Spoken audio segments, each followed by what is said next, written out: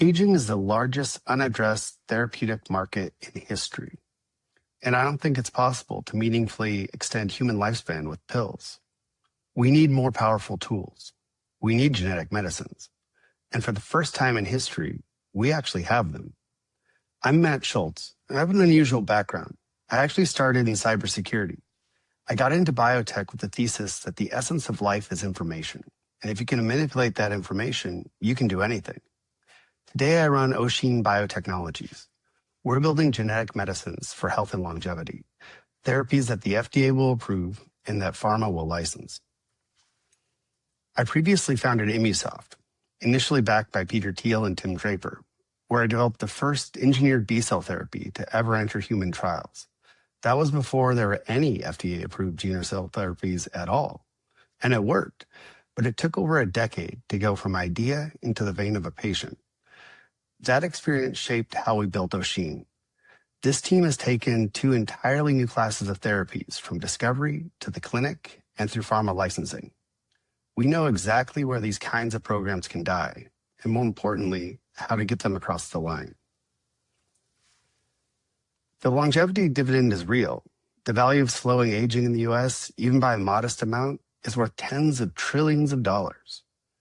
But aging proper is not regulated as a disease. So this huge opportunity exists, but only if you can approach it correctly. Now, for the longest of time, this was for practical purposes impossible. But recently, two monumental shifts changed the game entirely. First was the rise of the GLP-1 drugs. What was once just an obscure metabolic therapy became the most valuable class of drugs in history. And more importantly, they really demonstrated how much patients are willing to pay out of pocket to look and feel better. Second, the use of genetic medicines expanded dramatically in the early 2020s. Regulators, industry, and the public became comfortable with genetic interventions at a scale that no one saw coming. This combination has made longevity medicines feasible for the first time ever.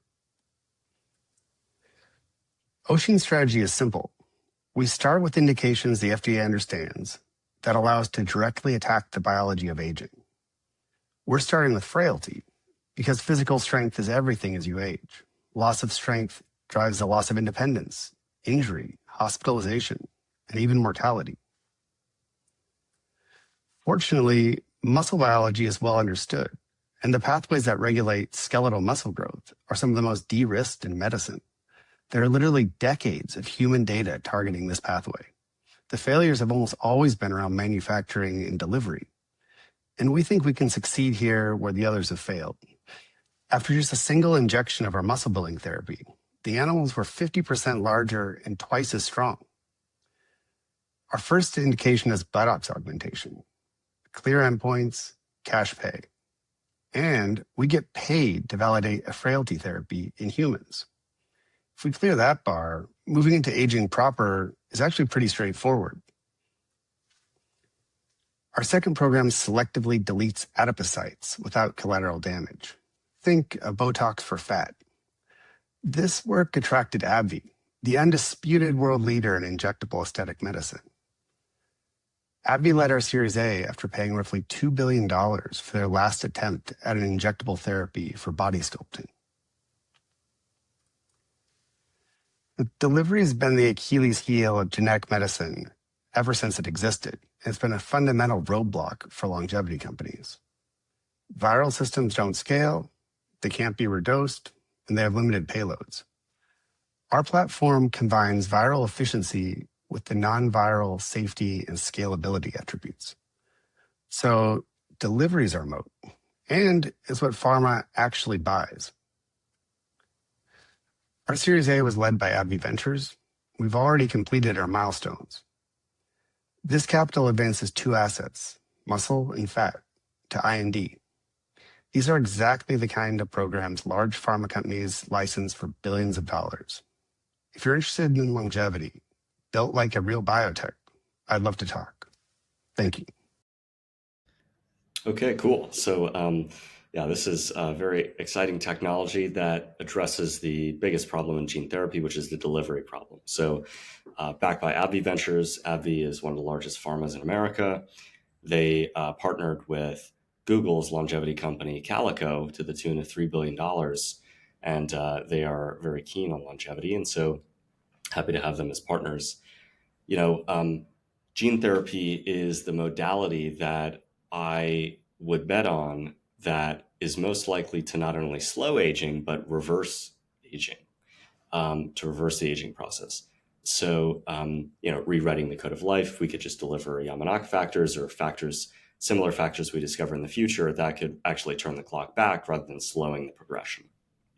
Another fun fact is that there are companies who shall go unnamed that are offering gene therapies, for example, follistatin, one of the genes in the Oisin pipeline. They're offering sort of a bootleg version offshore. People are reporting that it benefits them, that it works, that they have added muscle. I will personally wait to take Oisin's GMP grade, pharma grade version in the next couple of years. But yeah, so we're very excited about this company. And yeah, I think we can move to the next presentation. Yeah, well, just wanted to highlight also, and Matt mentioned there that now they're actually advancing this initially, especially on the muscle side, towards buttock augmentation. This is, we invested in this looking at a potential use case for frailty and extending lifespan and healthy lifespan. But a theme we see across the longevity world and across many longevity therapeutics now is they have these potential aesthetic uses, whether that's through bigger muscles in all areas of your body, better skin and other things. And so I think a theme we're seeing is when looking towards commercialization, many of these companies now may consider aesthetic endpoints as their initial way of going to market before expanding into broader aging related use cases. But anyway, yeah, thanks very much, Sebastian, for the commentary there. And next up, we've got Martin Jacko from Aperture Therapeutics.